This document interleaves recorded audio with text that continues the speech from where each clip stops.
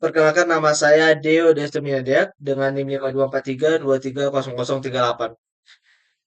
Pada video ini kita akan membahas dua komponen penting yang banyak kita gunakan dalam dunia elektronika dan sistem komputer, yaitu mikroprosesor dan microcontroller. Keduanya ini punya CPU atau yang kita katakan Control Processing Unit yang berfungsi sebagai pusat pengolah data. Tetapi mikroprosesor dan microcontroller ini punya struktur, fungsi, serta penggunaan yang berbeda.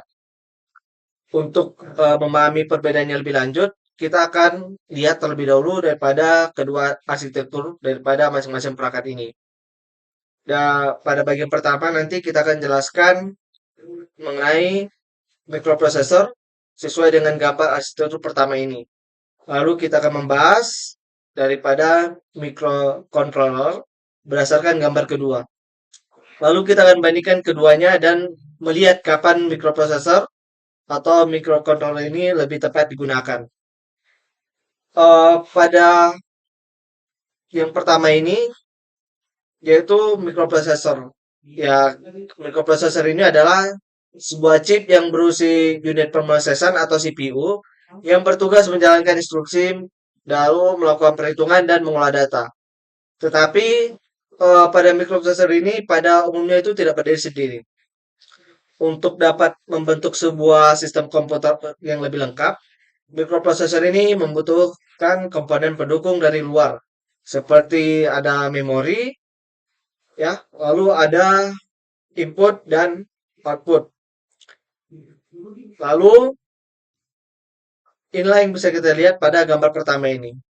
Dan di bagian tengah itu terdapat CPU, sedangkan memori dan perangkat input dan output sebagai komponen terpisah. CPU kemudian berkomunikasi dengan komponen-komponen tersebut melalui beberapa jenis bus, yaitu data bus, address bus, dan control bus. Ya, di sini ada bagian-bagiannya, seperti yang saya katakan tadi, ada CPU, ya. Jadi CPU ini adalah komponen utama pada arsitektur mikroprosesor ini. Dan CPU ini bisa kita katakan sebagai otak dari sistem karena CPU itu bertugas mengambil instruksi, menerjemahkan instruksi tersebut, lalu menjalankannya. Ya, pada CPU ini kita bisa lihat ada control unit dan arithmetic logic unit. Kalau control unit ini itu adalah yang bertugas nantinya mengatur jalannya proses di dalam sistem komputer. Jadi CPU ini mengambil instruksi dari memori, lalu menerjemahkan instruksi tersebut dan menghasilkan sinyal kendali agar komponen lain dapat melakukan tugas yang sesuai. Jadi kalau secara sederhana itu bisa kita katakan bahwa CPU ini berfungsi sebagai pengatur lalu lintas instruksi dan operasi dalam sistem. Lalu ada arithmetic logic unit. Nah, ini tugasnya itu untuk melakukan operasi aritmatika dan logika. Sebagai contoh, operasi penjumlahan, pengurangan, perbandingan, serta operasi logika seperti AND, OR, dan NOT. Dengan kata lain, jika CU bertugas mengatur apa yang harus dilakukan, maka ALU bertugas melakukan operasi pengolahan datanya. Lalu di sini ada memori, ya. Di memori ini ada RAM dan ROM, ya. RAM ini atau kita katakan random access memory itu digunakan sebagai tempat penyimpanan sementara untuk data dan program yang sedang digunakan. Nah, karena sifatnya yang sementara itu, data yang berada di RAM akan hilang ketika sumber listrik dimatikan. Sedangkan kalau ROM ini atau read only memory digunakan untuk menyimpan data atau program yang sifatnya lebih permanen dan tidak mudah berubah. Jadi memori ini berfungsi sebagai tempat CPU mengambil instruksi dan menyimpan data yang diperlukan selama sistem bekerja. Lalu sini ada I atau all ports atau kita katakan input atau output ports. Ya, ini merupakan bagian yang menjadi penghubung daripada sistem komputer dengan perangkat dari luar. Nah, pada bagian ini itu terhubung dengan input device dan output device. Nah, input device ini adalah perangkat yang digunakan untuk memasukkan data atau perintah ke sistem. Sedangkan output device ini itulah yang digunakan untuk menampilkan atau menghasilkan informasi yang telah diproses. Dengan demikian, kegunaan dari I atau O ports ini itu sebagai jalur komunikasi antara sistem pemrosesan dengan perangkat eksternal. Lalu di sini juga ada bus pada mikroprosesor. Ya, bus ini dapat kita pahami sebagai jalur komunikasi yang digunakan untuk menghubungkan CPU dengan memori dan perangkat input-output. Di sini ada tiga jenis bus utama, yaitu ada data bus pada bagian atas, ya. Inilah yang digunakan untuk membawa data antara CPU, memori, dan perangkat input-output. Karena data dapat dikirim maupun diterima, data bus pada umumnya bersifat dua arah atau bidireksional. Yang kedua ada address bus paling bawah. Nah, address bus ini lagi digunakan untuk membawa informasi, alamat lokasi memori atau perangkat yang ingin diakses oleh CPU. Dengan adanya address bus ini, CPU dapat menentukan lokasi mana yang akan dibaca atau ditulisi. Yang ketiga ada control bus yang di tengah. Nah, control bus ini membawa sinyal-sinyal kendali yang digunakan untuk mengatur proses komunikasi dan operasi antara CPU, memori, dan perangkat input dan output. Nah, contohnya itu adalah sinyal untuk membaca data atau menulis data. Jadi ketiga bus ini punya fungsi yang berbeda. Data bus membawa data, address bus menentukan alamat, sedangkan control bus mengatur proses komunikasinya. Untuk alur kerjanya bisa kita sederhanakan seperti ini, di mana CPU mengambil instruksi dari memori, lalu control unit itu menerjemahkan instruksi tersebut. Lalu setelah CPU memproses data sesuai instruksi, dan kalau diperlukan operasi aritmatika atau logika, maka proses dilakukan oleh ALU ini.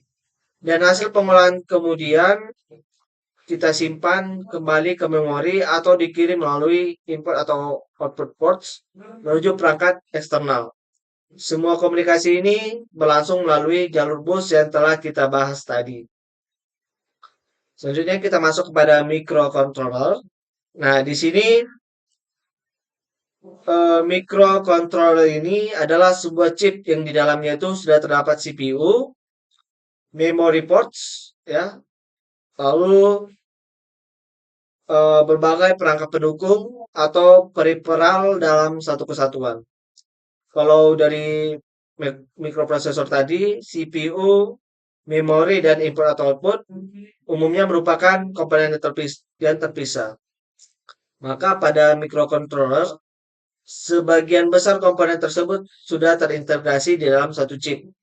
Karena itulah banyak digunakan pada sistem ini itu membutuhkan pengendalian perangkat secara khusus atau embedded system. Ya, contohnya itu dapat kita temukan pada peralatan rumah tangga, lalu sistem otomasi, kendaraan, alat ukur, robot, hingga berbagai perangkat elektronik lainnya. Bagian-bagian daripada arsitektur ini ada em, perbedaan dari gambar sebelumnya, di mana kita di sini banyak lihat ada komponen-komponen yang sudah berada dalam satu chip. Ya, komponen tersebut antara lain adalah CPU, memori RAM, lalu ada port input dan output, circuit oscillator, lalu blok fungsi khusus, eh, lalu ada time counter, kontrol interupsi, serta DSC dan ADC, serta blok fungsi khusus. Eh, Adapun kegunaannya yaitu ada pada pertama yaitu CPU. Ya, pada CPU ini hampir sama seperti pada mikroprosesor, di mana ini tugasnya mengambil instruksi dari eh, memori, lalu menerjemahkan instruksi itu, lalu menjalankan instruksi untuk mengendalikan sistem. Tetapi perbedaannya Kalau pada CPU microcontroller ini berada dalam satu chip bersama memori dan peripheral lainnya. Lalu di sini ada memori dan memori RAM dan ROM. Ya, RAM itu digunakan sebagai tempat penyimpanan sementara ketika microcontroller sedang menjalankan program. Sedangkan ROM atau pada microcontroller modern dapat berupa jenis memori non volatil seperti flash yang dimana digunakan untuk menyimpan program yang akan dijalankan oleh microcontroller.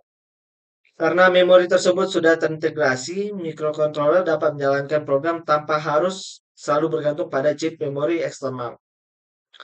Ya, di sampingnya ada port input dan output. Ya, port inilah digunakan untuk menghubungkan microcontroller dengan perangkat luar. Ya, pada gambar ini eh, dikatakan bahwa port itu dapat digunakan untuk komunikasi paralel maupun serial. Jadi melalui port ini, microcontroller ini dapat menerima input dari sensor, tombol, atau perangkat lainnya. Sebaliknya, microcontroller juga dapat memberikan output untuk mengendalikan LED, motor, display, relay, dan berbagai perangkat lainnya. Lalu di bawahnya ada sirkuit oscillator. Ini fungsinya itu untuk menghasilkan sinyal clock yang menjadi acuan waktu bagi CPU dan berbagai proses di dalam microcontroller. Clock ini dapat kita ibaratkan sebagai detak atau ritme kerja microcontroller. Setiap instruksi itu membutuhkan sejumlah siklus clock tertentu untuk dapat dijalankan. Oleh karena itu ada oscillator ini sangat penting dalam menentukan bagaimana sistem bekerja secara teratur dalam sistem. Lalu di bawah ada time atau counter. Ya, timer ini digunakan untuk menghitung waktu atau membuat jeda tertentu tanpa harus membuat CPU melakukan perhitungan secara terus-menerus. Sedangkan counter itu digunakan untuk menghitung jumlah kejadian atau pulsa yang masuk. Contohnya itu timer dapat kita gunakan untuk menghasilkan delay, sedangkan counter dapat digunakan untuk menghitung jumlah putaran motor atau jumlah pulsa dari sebuah sensor. Lalu di sampingnya ada control interrupsi. Ya, ini interupsi memungkinkan sebuah perangkat atau kejadian tertentu meminta perhatian CPU ketika suatu kondisi terjadi.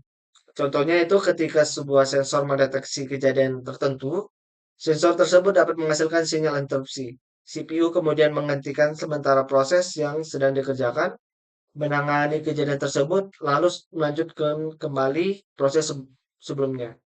Dengan mekanisme seperti ini, microcontroller dapat merespon kejadian tersebut dengan lebih cepat dan efisien. Nah, pada bagian kanan ada ADC, itu adalah analog to digital converter. Jadi ini fungsinya mengubah sinyal analog menjadi data digital yang dapat diproses oleh CPU. Ini sangat penting karena banyak sensor yang menghasilkan sinyal analog. Contohnya itu ada sensor suhu, sensor cahaya, atau sensor tekanan. Dengan adanya ini, sinyal dari sensor tersebut dapat dibaca dan diolah oleh microcontroller. Lalu ada DAC, itu adalah digital to analog converter. Jadi DAC ini adalah kebalikan dari ADC tadi. Kalau ADC mengubah sinyal analog menjadi sinyal digital, maka DAC itu mengubah data digital menjadi sinyal analog. Nah, kalau DAC ini dapat kita gunakan ketika sistem perlu menghasilkan keluaran analog. Contohnya yaitu untuk menghasilkan tegangan analog atau sinyal tertentu. Tidak semua dari microcontroller ini punya DAC bawaan, tetapi pada arsitektur yang ditunjukkan pada gambar ini, DAC itu adalah salah satu peripheral yang terintegrasi.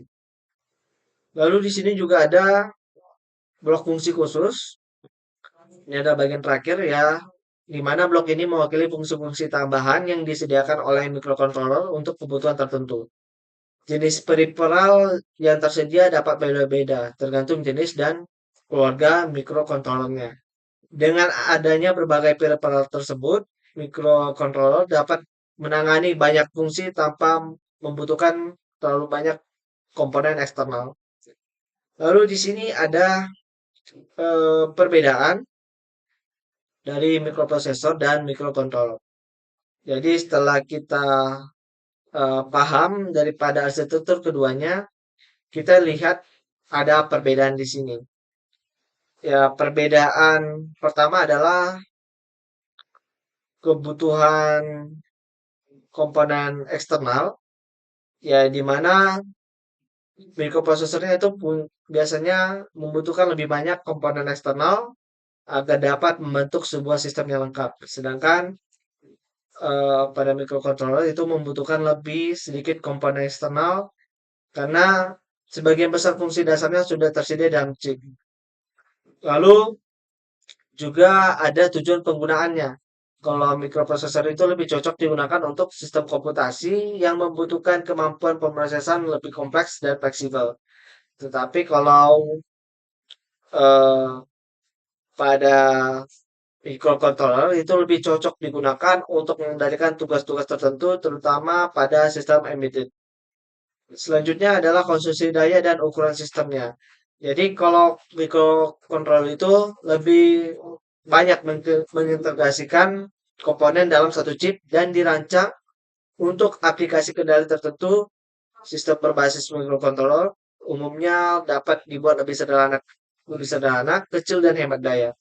Tetapi kalau mikroprosesor itu dapat membutuhkan lebih banyak komponen pendukung, terutama ketika digunakan untuk membangun sistem komputer yang lebih kompleks. Untuk CPU, pada mikroprosesor ini adalah komponen utama dan memori serta input-output biasanya berada di luar chip. Tetapi kalau microcontroller, CPU, memori, input-output, dan berbagai peripheral sudah terintegrasi dalam satu chip. Dan tabel perbandingan dapat kita lihat di sini masing-masingnya. Jadi dapat kita katakan bahwa mikroprosesor lebih berorientasi pada kemampuan pemrosesan, sedangkan mikrocontroller lebih berorientasi pada pengendalian sebuah sistem. Ya, kalau contoh penggunaannya kita bisa lihat di sini ada gambarnya. Kalau lebih mudahnya membedakan, kita lihat contoh penggunaannya. Mikroprosesor itu lebih banyak digunakan pada sistem yang membutuhkan kemampuan komputasi yang lebih tinggi dan fleksibel. Seperti yang kita lihat di sini ada komputer, laptop, dan berbagai sistem komputasi lainnya. Lalu untuk microcontroller lebih banyak digunakan pada perangkat yang punya fungsi khusus. Contohnya adalah mesin cuci, lalu microwave, sistem alarm, robot sederhana, sistem kontrol motor, alat ukur, perangkat IoT, dan sistem otomasi. Jadi, apabila kita membutuhkan sebuah sistem untuk menjalankan berbagai aplikasi komputer yang kompleks, mikroprosesor dapat menjadi pilihan. Tetapi kalau kita butuh sebuah sistem yang secara khusus membaca input, memprosesnya, lalu mengendalikan output, microcontroller itu jadi pilihan yang lebih praktis. Jadi dari pembahasan yang sudah kita eh, buat sekarang, itu kita bisa simpulkan bahwa mikroprosesor dan mikrokontroller itu sama-sama menggunakan CPU sebagai pusat pemrosesan. Tetapi perbedaan utamanya itu terletak pada tingkat integrasi komponennya. Kalau mikroprosesor, CPU, memori, dan perangkat input output itu umumnya merupakan komponen yang terpisah dan saling berkomunikasi melalui bus. Tetapi pada microcontroller, CPU, memori, input output, dan berbagai peripheral seperti timer, controller, ADC, DAC, serta osilator itu berada dalam satu chip. Karena itulah mikroprosesor dan microcontroller bukan berarti salah satunya lebih baik dari yang lain. Tetapi keduanya ini dirancang untuk kebutuhan yang berbeda. Mikroprosesor itu cocok ketika kita membutuhkan sistem komputasi yang lebih kompleks dan fleksibel, sedangkan microcontroller cocok ketika kita membutuhkan sistem kendali yang terintegrasi, sederhana, dan efisien. Eh, dengan demikian, memahami arsitektur dan fungsi masing-masing komponen ini, kita dapat mengetahui bagaimana sebuah sistem komputer maupun sistem embedded dapat bekerja. Semoga penjelasan saya mengenai mikroprosesor dan mikrocontroller pada video ini dapat membantu kita memahami perbedaan serta fungsi keduanya dengan lebih mudah. Terima kasih sudah menyimak. Sampai jumpa di pembahasan berikutnya. Terima kasih.